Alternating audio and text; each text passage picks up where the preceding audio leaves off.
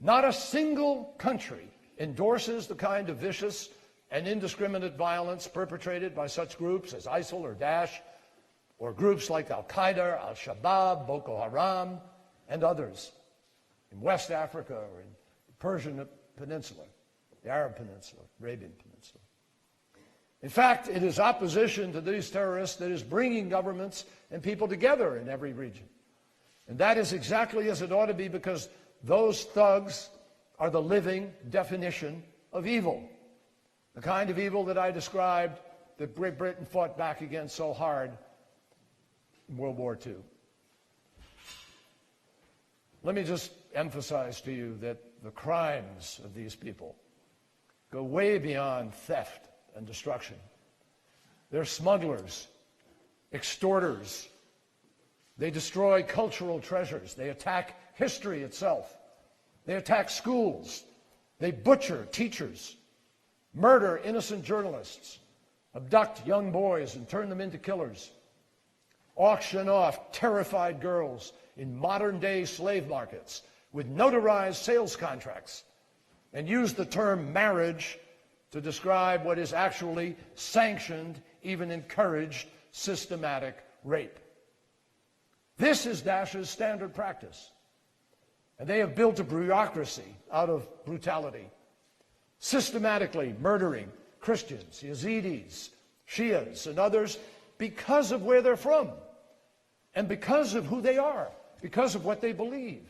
A reign of terror which in my estimation amounts to genocide. So together, we must defeat Daesh, its affiliates, and its imitators. It may surprise you, but all the evidence indicates that we are on the path to doing just that. The international coalition to counter Daesh is now 66 members strong. Its members are drawn from every single corner of the globe. And all are taking on different aspects of this fight, dividing up the responsibilities and dividing up its effectiveness. To date, the coalition has conducted more than 12,000 airstrikes. The United States and others have put special forces on the ground in Syria and Iraq to advise, train, and better equip our local partners for the challenges ahead. Together, we have already pushed Daesh out of roughly 1/3 of the territory that it once controlled in Iraq and Syria, and we're hammering Daesh's heavy weapons, its training camps, its supply routes, its infrastructure, increasingly pressuring and isolating its so-called capitals in Raqqa and Mosul. And the military campaign to end Daesh's terrorism is only expanding. We are also destroying Daesh's economic lifeline.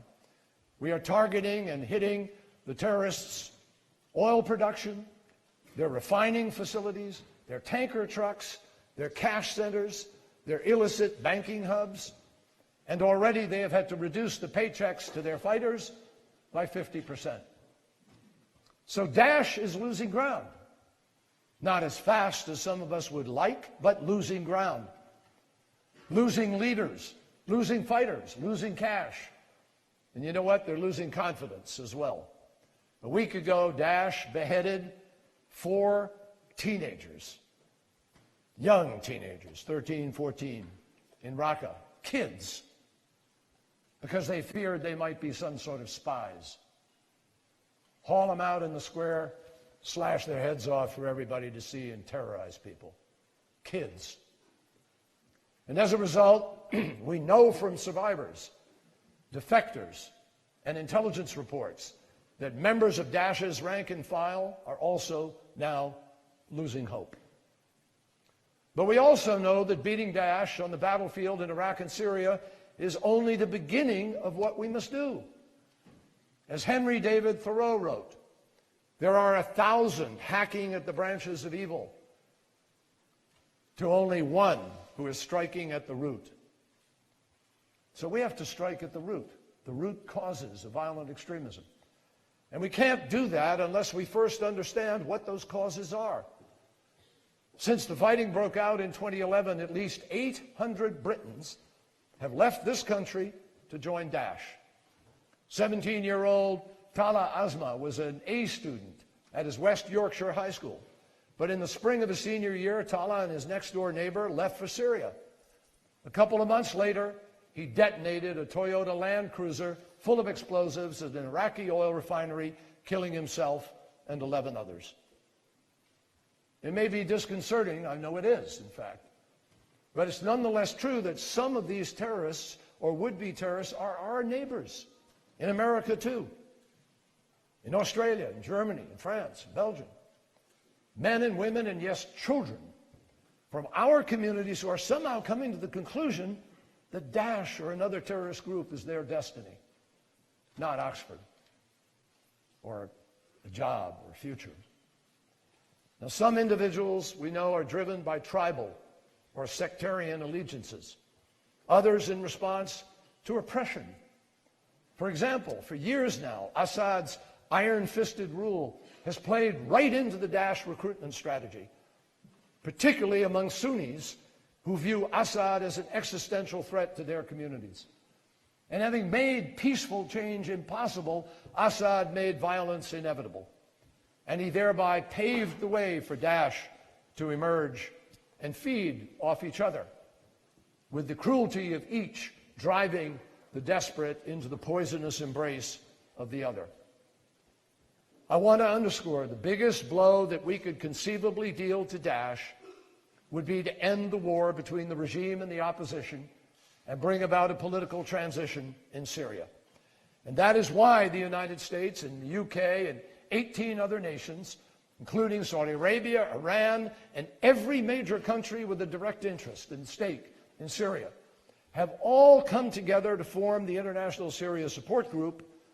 For the first time since the conflict began 5 years ago, we have brought all the key international players to the same table. Impossible a year ago. We have negotiated a cessation of hostilities and deliveries of aid that, yes, has been violated in places, and at one point a few days ago was very fragile. But we have reduced the violence. We have helped save thousands of lives. And we continue now to push for the only viable long-term solution to this terrible conflict, which is a political transition away from Assad. We had a spirited discussion at lunch today about, why can't you deal with Assad? Why can't you make something happen? Well, it's very simple, folks. Even if we wanted to, you couldn't end the war that way because of what Assad has done, because of 12 million people who've been now dislodged and displaced and refugeed, and because Saudi Arabia, Qatar, Turkey, others will not stop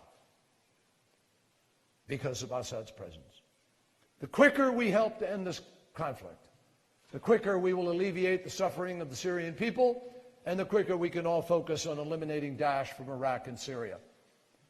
Now, we also know that some people are radicalized for reasons that have very, little to do with religion or politics.